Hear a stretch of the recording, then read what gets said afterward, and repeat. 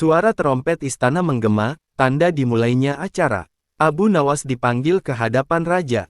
Ia melangkah dengan tenang, meski di dalam hatinya ada sedikit degup cemas. Namun wajahnya tidak menunjukkan rasa takut, justru tampak seperti orang yang sudah menyiapkan kejutan. Rakyat yang melihatnya berbisik-bisik, sebagian berharap, sebagian hampir putus asa. Raja menegakkan tubuhnya, lalu berseru lantang, "Abu Nawas, inilah saatnya. Balikkan langit dan bumi di depan mataku. Jika kau gagal, kau tahu hukuman yang menantimu." Semua mata tertuju pada Abu. Suasana sunyi seketika, hanya angin yang berhembus lembut melewati pelataran istana. Semua orang menunggu, apakah Abu akan jatuh ke jurang kematian atau justru kembali mempermalukan raja.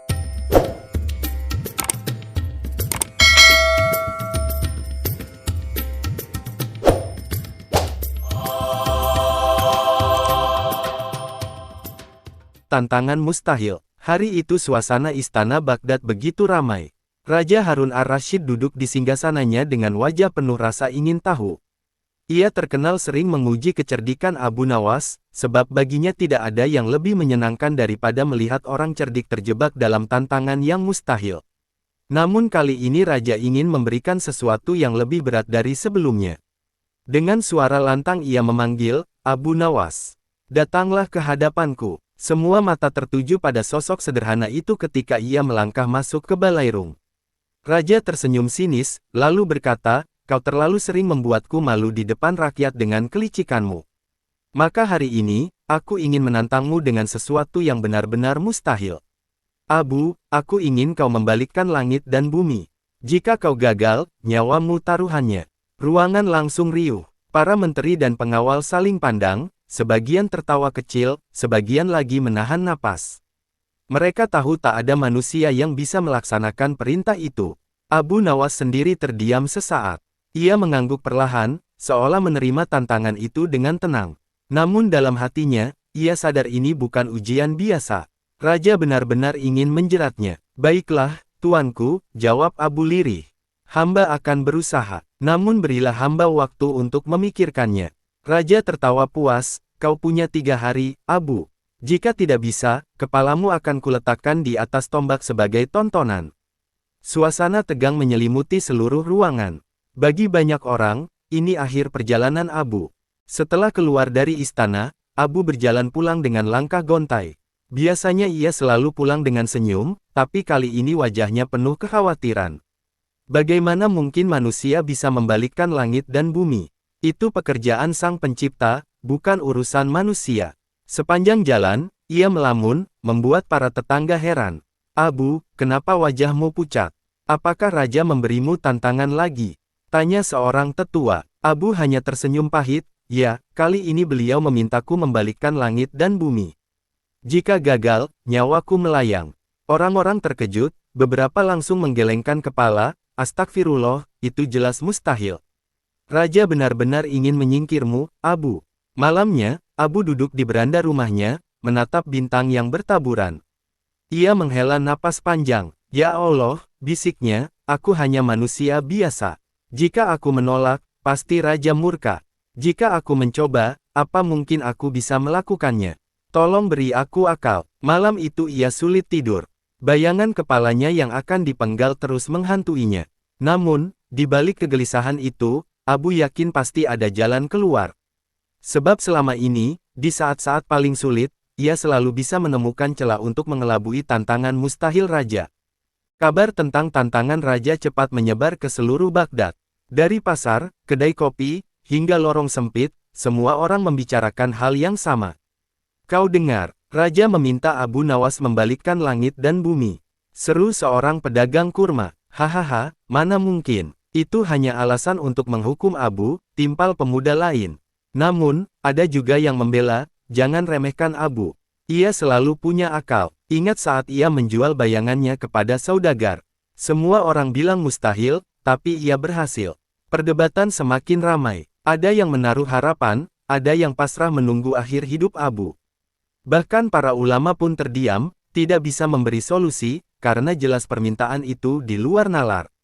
Meski demikian, diam-diam rakyat menaruh simpati pada Abu. Mereka tahu, keberaniannya sering menjadi pelipur lara bagi rakyat kecil yang sering ditindas oleh kekuasaan. Andai saja Abu bisa keluar dari masalah ini lagi, bisik seorang wanita tua, pasti seluruh Baghdad akan tertawa lega. Malam demi malam, rakyat menunggu dengan hati cemas, seakan ikut menanggung beban Abu. Pada malam kedua, Abu duduk sendirian di halaman rumahnya. Ia menatap langit yang luas, dipenuhi bintang berkilauan. Angin malam bertiup sejuk, namun hatinya masih resah. Ia mencoba mencari-cari celah dari kata-kata raja. Membalikkan langit dan bumi, gumamnya.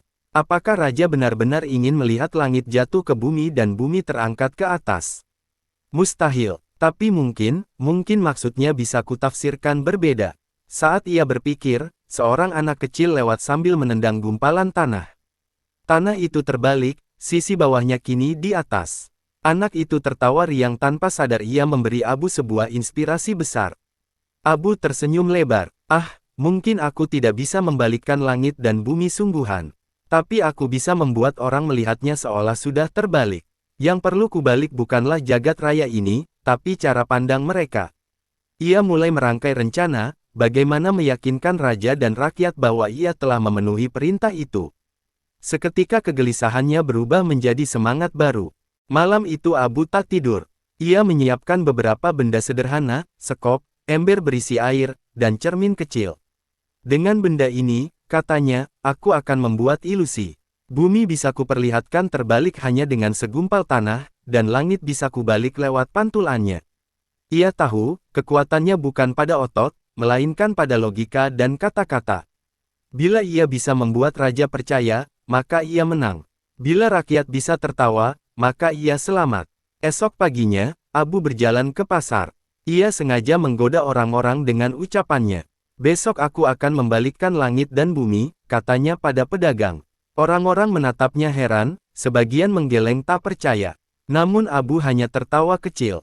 Tunggulah dan lihatlah sendiri. Kabar itu pun makin meluas. Semua orang penasaran bagaimana mungkin Abu akan melakukan hal mustahil itu. Di istana, Raja Harun ar-Rasyid duduk tersenyum puas, menunggu saat Abu akan gagal dan akhirnya terperangkap oleh tantangannya sendiri. Namun Abu justru melangkah mantap, membawa rencana liciknya yang siap menggemparkan seluruh kota. 3 hari telah berlalu, dan akhirnya tiba hari yang ditentukan. Sejak pagi, rakyat Baghdad berbondong-bondong menuju alun-alun istana. Mereka ingin menyaksikan apakah Abu Nawas benar-benar bisa melakukan perintah mustahil raja. Ada yang datang karena penasaran, ada yang datang dengan hati berat, takut melihat akhir tragis bagi sahabat rakyat itu. Balairung istana penuh sesak, bahkan pelatarannya dipenuhi rakyat dari berbagai penjuru kota. Raja Harun ar-Rasyid duduk gagah di singgasananya. Di sampingnya berdiri para menteri, sebagian tampak menahan senyum sinis. Hari ini Abu pasti tamat, bisik seorang pejabat congkak. Tak ada manusia bisa membalikkan langit dan bumi. Suara terompet istana menggema, tanda dimulainya acara. Abu Nawas dipanggil ke hadapan raja. Ia melangkah dengan tenang, meski di dalam hatinya ada sedikit degup cemas. Namun wajahnya tidak menunjukkan rasa takut, justru tampak seperti orang yang sudah menyiapkan kejutan. Rakyat yang melihatnya berbisik-bisik, sebagian berharap, sebagian hampir putus asa. Raja menegakkan tubuhnya, lalu berseru lantang, Abu Nawas, inilah saatnya. Balikkan langit dan bumi di depan mataku. Jika kau gagal, kau tahu hukuman yang menantimu. Semua mata tertuju pada Abu. Suasana sunyi seketika, hanya angin yang berhembus lembut melewati pelataran istana. Semua orang menunggu, apakah Abu akan jatuh ke jurang kematian atau justru kembali mempermalukan raja. Abu Nawas berdiri di tengah lapangan istana. Ia membawa sekop yang sudah disiapkannya sejak malam. Dengan langkah santai, ia mulai menggali tanah di hadapan semua orang. Rakyat terheran-heran, sementara para menteri saling berpandangan. Setelah menggali cukup dalam, Abu mengangkat segumpal tanah dengan sekop, lalu membaliknya hingga bagian bawah berada di atas. Wahai tuanku, kata Abu sambil menunduk hormat, lihatlah, inilah bumi yang hamba balikkan. Rakyat yang menonton tertawa terbahak-bahak. Beberapa menunjuk Abu sambil berkata, dia benar. Bumi sudah terbalik. Namun para menteri segera mencibir. Jangan bodoh, itu hanya segumpal tanah, bukan bumi seluruhnya. Seru salah seorang menteri. Raja pun mengernyit, wajahnya menunjukkan kekecewaan. Tapi Abu tetap tenang. Ia menancapkan sekopnya, lalu berkata, bukankah bumi terdiri dari tanah? Jika tanah ini bagian dari bumi, maka saat hamba membalikkan tanah, bukankah berarti bumi pun telah hamba balikkan? Rakyat kembali tertawa dan bertepuk tangan. Logika sederhana itu membuat sebagian orang sulit membantah. Bahkan ada yang berseru, Abu benar. Ia membalikkan bumi, meski dengan cara yang sederhana. Belum puas, Abu mengambil ember berisi air yang ia bawa dari rumah. Ember itu diletakkannya di atas sebuah bangku rendah. Air dalam ember memantulkan langit biru dan awan putih di atas kepala.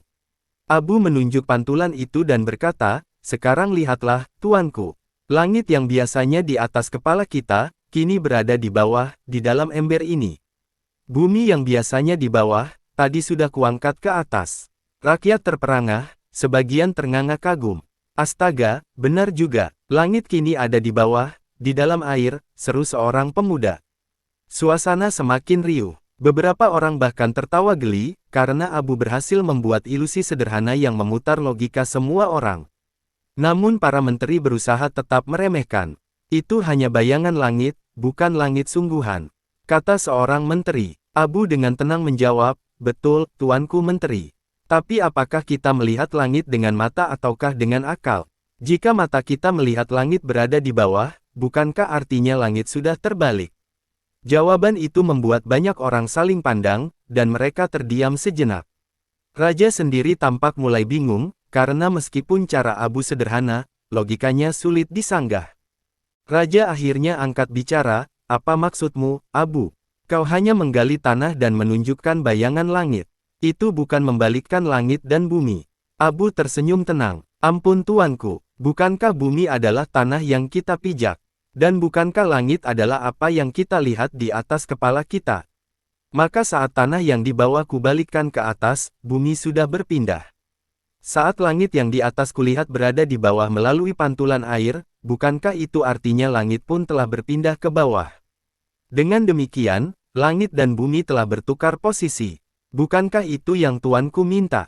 Rakyat bersorak ramai. Beberapa bahkan bersorak, hidup Abu. Dia membalikkan langit dan bumi.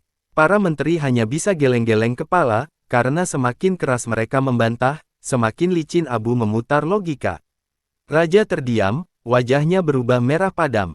Ia tak bisa menolak ucapan Abu, karena jika ia menyangkal, maka seluruh rakyat akan menertawakannya sendiri. Suasana istana berubah riuh. Rakyat bertepuk tangan, bersorak gembira, bahkan beberapa di antaranya berguling di tanah karena tak tahan menahan tawa. Mereka merasa Abu lagi-lagi berhasil keluar dari tantangan mustahil dengan cara yang cerdas sekaligus menggelikan. Abu benar-benar orang yang paling pintar di Baghdad. Teriak seorang pedagang, tak ada yang bisa mengalahkannya. Raja hanya bisa terdiam, lalu menatap rakyatnya yang bergembira. Ia sadar bahwa jika ia tetap bersikeras menolak cara Abu, maka ia sendiri yang akan tampak bodoh. Bagaimanapun juga, Abu telah berhasil membuat seluruh rakyat percaya bahwa langit dan bumi sudah terbalik, meski dengan cara yang sederhana. Abu pun menunduk hormat sambil berkata, ampun tuanku, hamba manusia biasa. Hamba tidak mungkin mampu membalikkan ciptaan Allah. Tapi hamba bisa membuat semua orang melihat dunia dengan cara berbeda. Dan dengan begitu, bukankah permintaan tuanku sudah terpenuhi? Raja menarik napas panjang, lalu tersenyum tipis. Ia tidak punya pilihan selain mengakui kemenangan Abu kali ini. Sementara itu, rakyat bersorak makin keras, nama Abu dielu-elukan di seluruh alun-alun istana. Sekali lagi, Abu Nawas berhasil menaklukkan tantangan mustahil dengan akalnya yang tajam. Raja Harun ar-Rasyid duduk gelisah di singgasananya. Wajahnya yang biasanya tenang kini memerah karena dipermainkan Abu Nawas di depan rakyat banyak. Ia tidak menyangka, tantangan yang ia kira mustahil justru diubah Abu menjadi pertunjukan logika yang membuat seluruh rakyat tertawa terbahak-bahak. Para menteri yang biasanya mendukung raja juga tak berdaya, karena mereka sadar logika Abu, meski sederhana, sulit dibantah. Raja menundukkan kepala sejenak, seakan berpikir keras. Jika aku menyangkal Abu, rakyat akan menertawakanku. Jika aku mengakuinya, aku sendiri yang dipermalukan. Di dalam hatinya, Raja merasa terjebak. Namun, ia tahu satu hal, Abu tidak bisa dihukum hanya karena menafsirkan perintah dengan cara berbeda. Itulah kepandaian Abu yang sering membuatnya kesal sekaligus kagum. Rakyat terus bersorak, menyebut nama Abu, membuat raja makin serba salah. Beberapa menteri mencoba membisikkan sesuatu, menyarankan agar raja menjebak Abu lagi dengan perintah tambahan. Namun raja tahu, semakin banyak ia memberi tantangan, semakin besar pula kemungkinan Abu akan menemukan celah baru untuk memutarnya. Dan setiap kali itu terjadi, yang malu bukan Abu, melainkan dirinya sendiri. Akhirnya raja bersandar ke singgasananya, menarik napas panjang. Dalam hatinya ia bergumam, dasar Abu, otakmu benar-benar seperti belut. Selalu licin, tak pernah bisa kutangkap dengan mudah. Melihat raja terdiam, Abu tahu saat itu adalah momen yang tepat untuk menutup pertunjukan. Ia menunduk hormat, lalu berkata dengan suara lantang agar seluruh rakyat mendengar, "Ampun tuanku. Sesungguhnya hamba manusia biasa, tak mungkin bisa membalikkan ciptaan Allah yang agung ini. Namun, hamba belajar satu hal, terkadang, yang perlu dibalik bukanlah langit dan bumi itu sendiri, melainkan cara kita memandangnya." Rakyat terdiam sejenak, lalu mulai bertepuk tangan. Kata-kata Abu bukan hanya lucu, tetapi juga penuh makna. Ia melanjutkan, jika kita hanya terpaku pada apa yang kita lihat, maka segalanya tampak mustahil. Tetapi bila kita gunakan akal, selalu ada jalan untuk membuat yang mustahil tampak mungkin. Beberapa ulama yang hadir mengangguk setuju, bahkan salah seorang berkata lirih, "Benar juga. Abu mengajarkan kita melihat dunia dengan sudut pandang baru." Raja mendengar ucapan itu, dan hatinya sedikit luluh. Ia sadar Abu tidak bermaksud mempermalukannya, melainkan memberi pelajaran berharga tentang kecerdikan dan kebijaksanaan. Dengan senyum kecil, Abu menutup ucapannya, "Maka sesungguhnya, yang hamba balikkan hari ini bukanlah langit dan bumi, melainkan pikiran kita semua." Raja Harun ar-Rasyid akhirnya tak kuasa menahan senyum. Ia memang merasa malu, tapi lebih dari itu, ia juga kagum. "Dasar Abu," katanya sambil menggelengkan kepala, "kau memang selalu punya jawaban. Aku akui, kau berhasil." Rakyat bersorak gembira, sorakan mereka menggema di seluruh alun-alun. "Hidup Abu! Hidup Abu!" teriak mereka, sambil tertawa bahagia. Para menteri hanya bisa terdiam, sebagian menggerutu karena rencana mereka untuk mempermalukan Abu kembali gagal. Raja lalu berdiri, menatap Abu dengan mata yang setengah kesal, setengah kagum. "Kau membuatku pusing, Abu. Tapi juga membuatku terhibur. Meski aku berniat menjebakmu, ternyata kaulah yang selalu membalikkan keadaan." Abu menunduk dengan sikap rendah hati. "Ampun tuanku, hamba hanyalah seorang rakyat kecil yang hanya bisa bertahan hidup dengan akal. Jika akal ini tidak hamba gunakan, mungkin hamba sudah lama binasa." Kata-kata itu membuat raja semakin luluh, karena di balik kecerdikan Abu, ia melihat ketulusan dan kerendahan hati. Sebagai tanda penghargaan, raja akhirnya memberikan hadiah kepada Abu. "Abu, meski kau sering membuatku malu, tapi aku tak bisa memungkiri bahwa kau pintar sekaligus bijak. Ambillah ini." Raja lalu memerintahkan pengawal untuk membawa sekantong emas dan seekor kuda yang gagah. Rakyat kembali bersorak melihat Abu diberi hadiah, seolah kemenangan itu bukan hanya milik Abu, tetapi juga milik mereka semua. Sebab setiap kali Abu mengalahkan raja dengan kecerdikan, rakyat kecil merasa harga diri mereka ikut terangkat. Abu menerima hadiah itu dengan penuh syukur. Ia menunduk dan berkata, "Terima kasih, tuanku. Bagi hamba, hadiah yang paling berharga bukanlah emas atau kuda, melainkan kesempatan untuk membuat rakyat tersenyum dan mengingatkan kita semua bahwa akal adalah anugerah besar dari Allah." Ucapan itu membuat banyak orang terharu. Raja pun mengangguk, dalam hatinya ia merasa lega karena tantangan yang ia ciptakan tidak berakhir dengan tragedi, melainkan dengan tawa dan pelajaran. Sejak hari itu, kisah tentang Abu Nawas yang membalikkan langit dan bumi menyebar ke seluruh Baghdad, bahkan sampai ke negeri-negeri tetangga.